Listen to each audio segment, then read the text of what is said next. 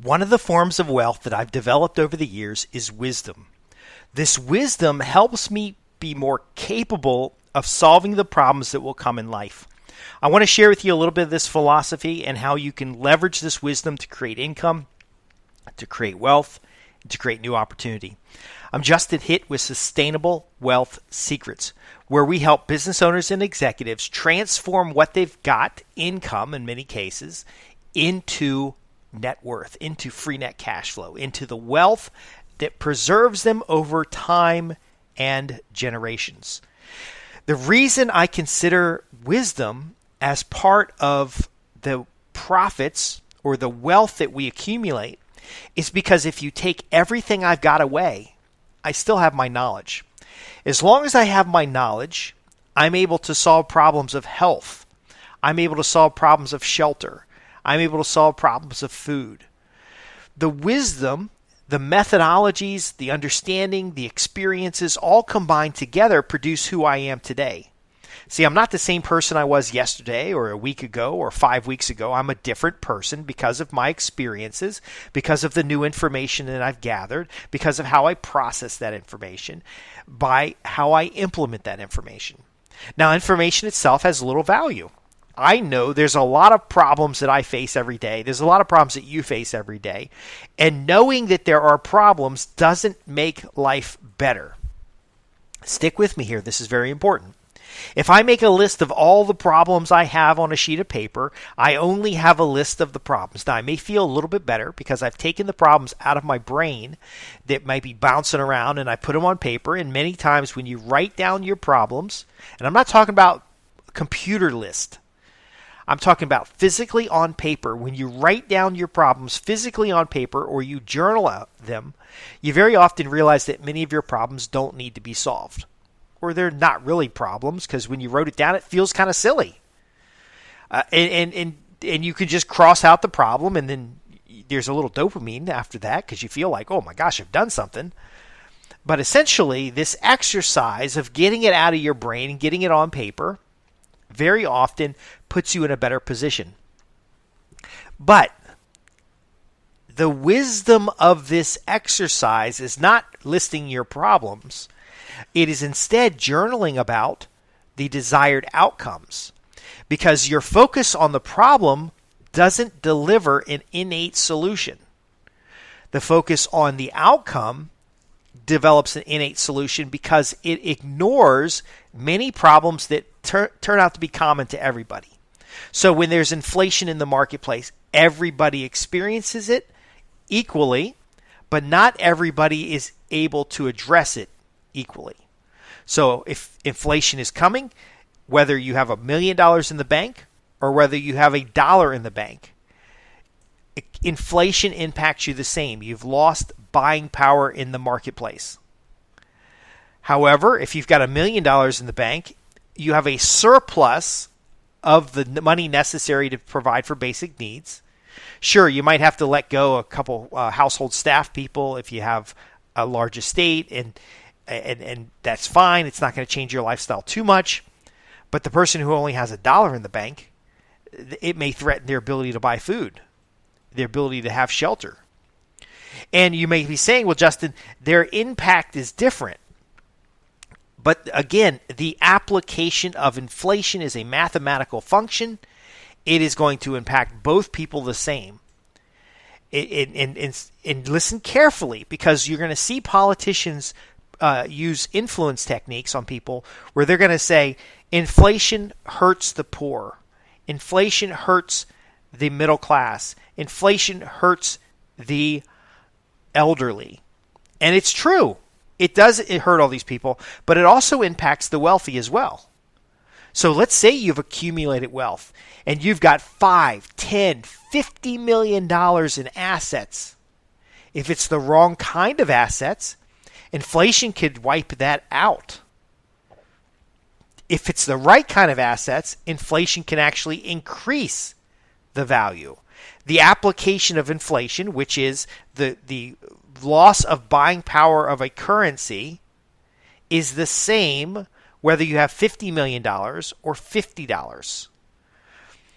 What we're really talking about here is your ability to respond. And so wisdom is understanding the differentiation, maybe even forecasting that by establishing assets that are inflation protected, such as land, commodities, access to cash flow, like, for example, rentals. You have the asset of the rental property. Plus, if inflation starts going up, you can increase your rates. You have flexibility in the marketplace to increase rates. The service industry is about the same. My point being is the underlying problems that we face are very often universal. When focusing on the outcomes, we position for these universal effects to contribute to the wealth and well-being of our families and our ability to respond, because the response is different. Someone who has $50 million in the bank, again, they're probably going to let go a little bit of household staff, which could mean the difference between life and death for those staff, because those staff who don't have savings, who don't have a new opportunity, or finding difficulty in the marketplace, have less means in order to stabilize their situation till the inflation goes away. So any economic factor, improving the marketplace, better economy, that influences everybody the same, but we have different resources in order to apply and leverage that opportunity. If this was a visual medium, I would show you a graph that would compare the wealthiest individuals with the poorest individuals, and you would see that rising tides lift all ships. However, at different rates. So a very good economy, somebody with wisdom can leverage that and grow even faster. During the dot-com, I was able to accumulate about $250,000 in retirement funds in probably 2 years. And I was earning good money. I made the mistake of putting all that money into dot-com companies, and it went from $250,000 to about $12,000 in the dot-com crash. But ultimately, my point being is because I had some means and knowledge to implement those means, I was able to quickly accumulate wealth. Now, I had a friend who called me up from San Francisco, and he says, "Look, I'm out here in Silicon Valley. I just arrived. I'm meeting some people here for meetings. I want you to come out." Because I had skills and talent in implementation of technology services and hosting services that wasn't readily available at the time during the dot-com rush. The dot-com rush, a lot of these companies were hosting companies, and they were websites rather than physical locations. And he calls me up and he says, "Justin, man, you got to come out here. Silicon Valley is booming. I got meetings all over the region." He just got $1 million in funding. And then a couple weeks later, he calls me and he said he just got $1 million in cash, which he put aside. And at the time, everybody was dreaming about the dot-com boom and the rush, but something didn't feel right. See, I was also working with venture capitalists, and I kind of understood the model. He had quit everything, took his company to Silicon Valley, met with venture capitalists, got funded by angel and venture capitalist firms, got a shitload of money, didn't have the skills to keep a shitload of money, and ended up with cars. And he'd call me every couple of weeks. After a while, he just stopped calling me because I wasn't interested, because he's telling me, "Hey, I got this new car, and I'm going to buy this house, and we've got like 12 people living in this mansion, and we're writing software every day. I need somebody to do I was on the server side, somebody to do the server side." I said, "Look, just hire a hosting company. Let me introduce you to a couple guys. I can support some of what you're doing from where I live. I don't need to move out there." And he's like, "Well, this is the place to be. You don't want to miss out." Long story short is he earned millions of dollars. He had hundreds of millions of dollars in options. He had access to interesting people. He gave me access to interesting people. And then, of course, some of my other friends went out there, because he wasn't calling just me. He was calling a lot of people. And they're living it up. And today, in the social media world, they would have, pictures of them in front of private jets, and they would have pictures of them in front of, meeting great people. And I even went to some of these conferences and met people that are name brands today. And it was great. But I never committed to going out there, and I don't regret it, because when the dot-com crash came, I was still making good money, and they were broke. Now, again, they were better for the experiences and the wisdom. because wisdom is taking negative experiences, even positive experiences, and packaging them up in order to use them in new situations, to be mindful of things. And I was wise in the sense that, Silicon Valley sounds great, but I'm making money where I'm at, and it's a little more stable where I'm at, so I could put one foot in the door. He used to say to me, you can't put one foot in and have one foot out. Well, I was looking at establishing a Silicon Valley on the East Coast, and I was working with the Marino Institute and a bunch of other organizations, Netrepreneurs, a lot of things around Washington, D.C. He used to say, you can't have one foot there and one foot here. I was like, look, dude, I can just get on an airplane and fly out there if there's something going on. And then with this magic technology, we didn't have like webinars and stuff, but we could communicate over the internet. We could do little chat sessions and stuff. And then there was these new platforms coming out and these new video sharing and these new compression techniques. I didn't need to go out to Silicon Valley to do this. And it turns out that he was among the majority of those who had the dot-com boom who ended up going broke. Now, long story short, a lot of my clients were dot-com companies, and I ended up going broke as well. I ended up bankrupt. I ended up homeless.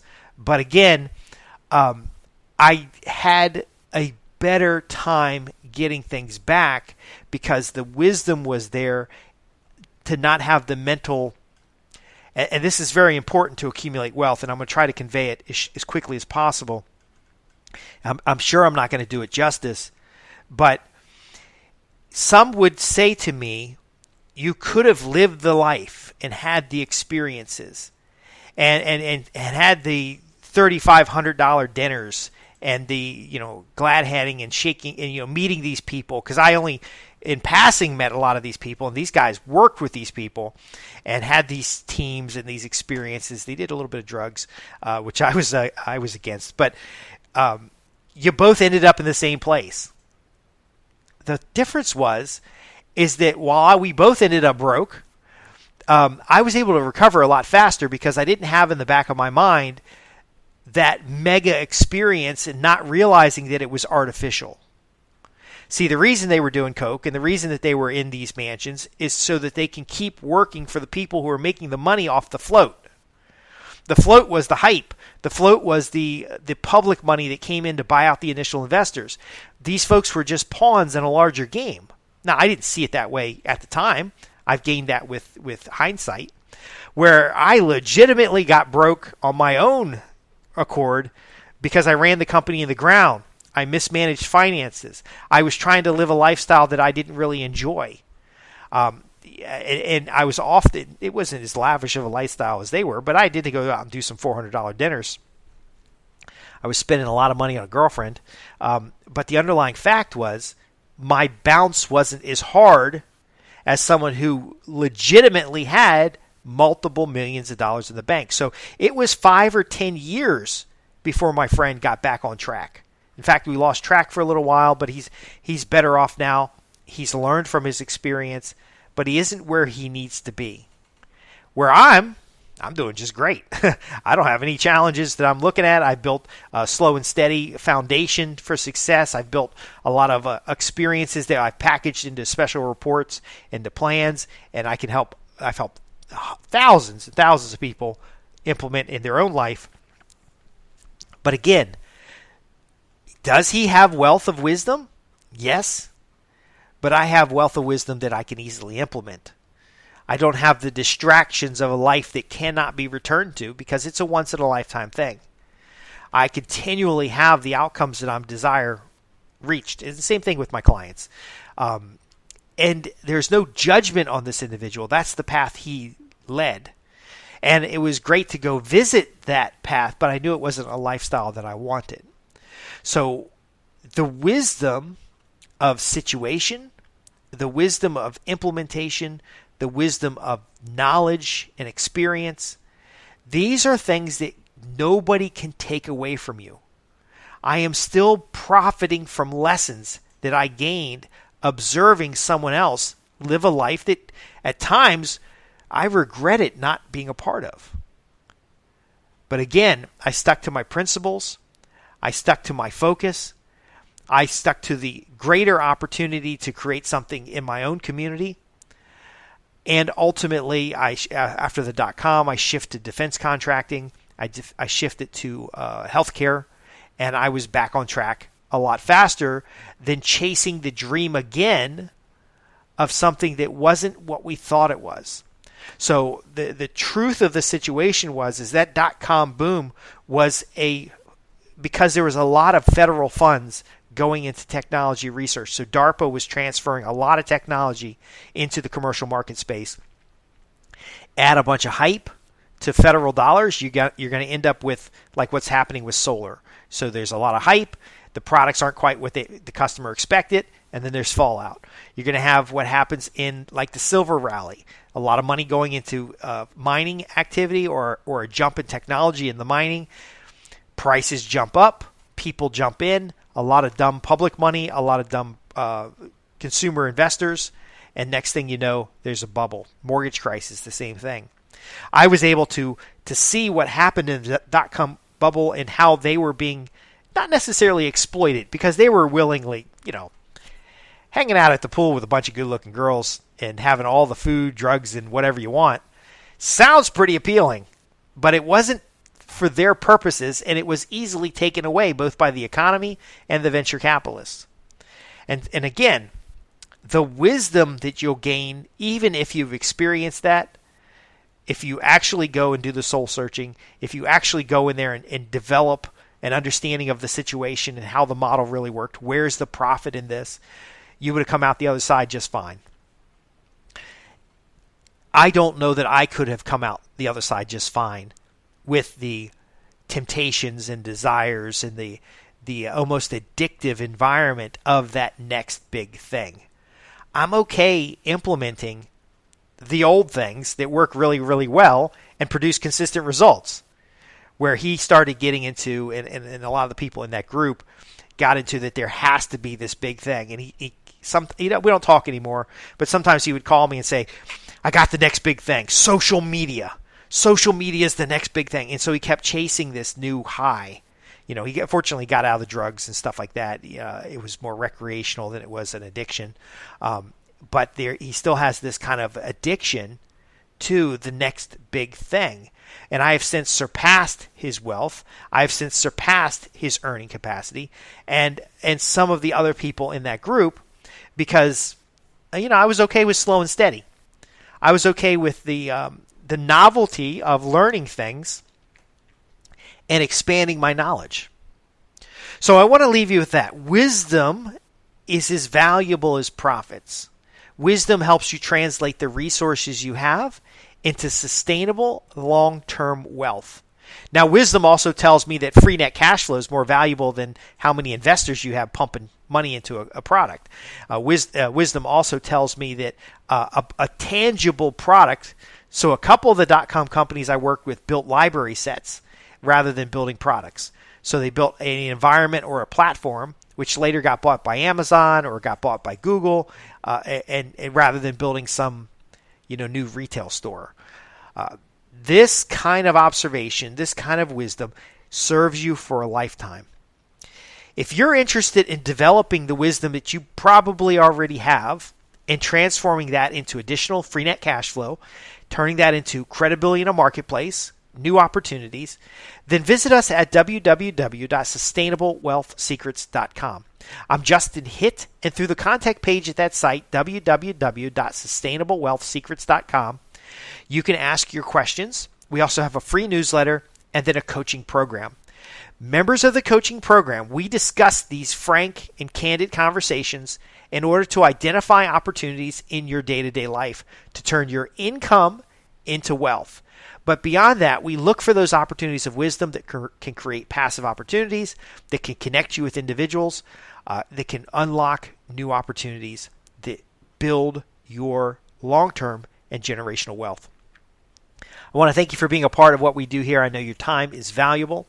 And in that, I want to make sure that we answer questions more than we just give you more resources. So again, if you have questions about transforming your wisdom into wealth, visit www.sustainablewealthsecrets.com. Go to the contact page and ask your questions. I'm looking forward to hearing from you, and I'm Justin Hitt with Sustainable Wealth Secrets, where we help you transform your income into long-term and sustainable wealth. And if you don't have any income, how to create it quickly. Thanks for listening.